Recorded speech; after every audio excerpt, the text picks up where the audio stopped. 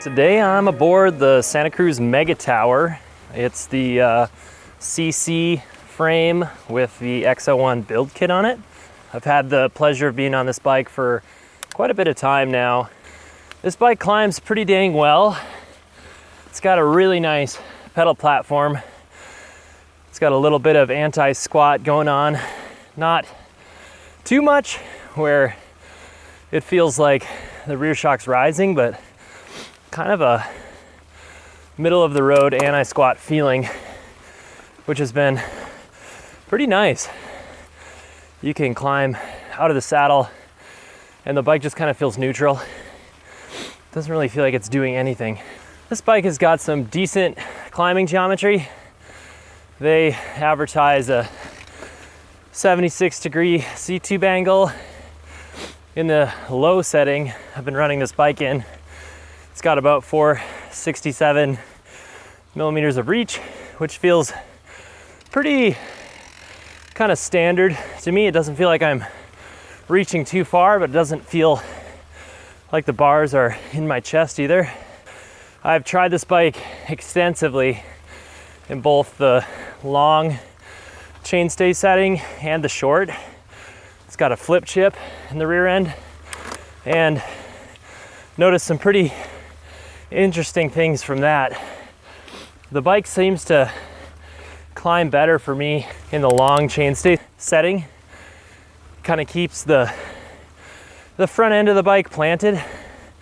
So I actually rode this bike in Arizona and in places like Sedona. It was nice just to kind of have a long wheelbase for technical climbs like that.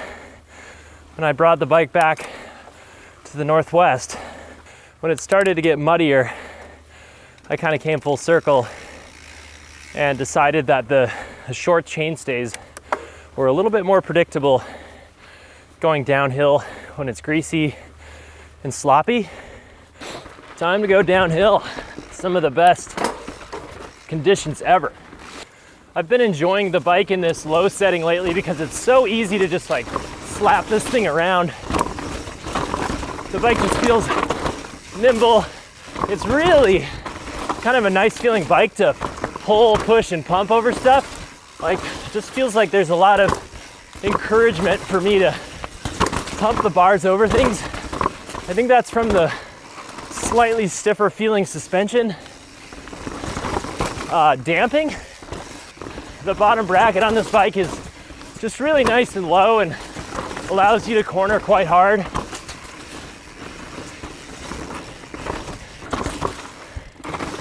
And I like how it feels like the bars are always pretty low, and it's easy to just like drop the bars into a corner. And this bike is a really interesting mix of like,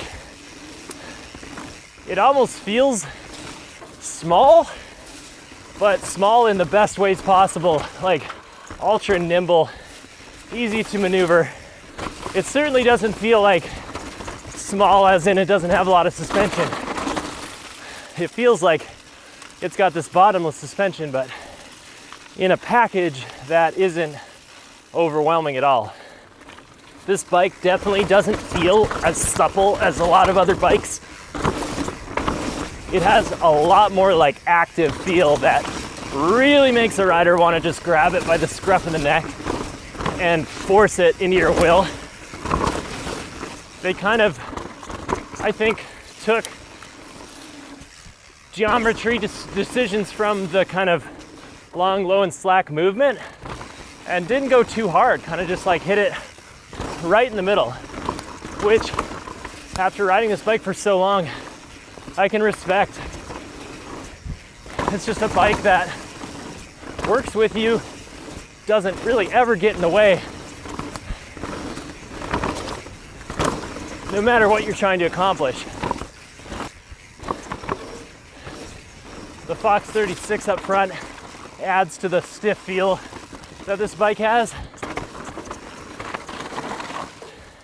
And with those codes, you can just grab a fistful of brake at any at any point in time and shut down the party. Woo, woo, woo. A little slick. Out of the snow zone though. It just feels like a scalpel, just so precise. As in, I know exactly where the wheels are at any given time, and I know what they're going to do. So who's this bike for? I think this bike is perfect for really active riders that are looking for a bike that allows them to accentuate their riding style. As a long travel 29er, I don't think that this is a bike you can just hop on and expect it to do the riding for you. I think this is a bike for hardcore riders that want to accentuate their skill set in a platform that is never going to hold them back, whether it be pedaling or on aggressive descents, and just allow them to be a precise rider that can push it. With the slightly stiffer damping, this bike can be a little bit hard on your wrists, as it's just so stiff. There's carbon everywhere. But as I said, I wouldn't recommend this bike to somebody looking for a really soft, long travel bike. It's more for somebody who's looking to ride really intensely, very fast. So all in all, this bike is just an incredibly nimble, pretty racy feeling bike that just caters towards somebody who wants precision and a long travel bike that can take big hits. So if you like this video, consider subscribing to the YouTube channel for more content like this.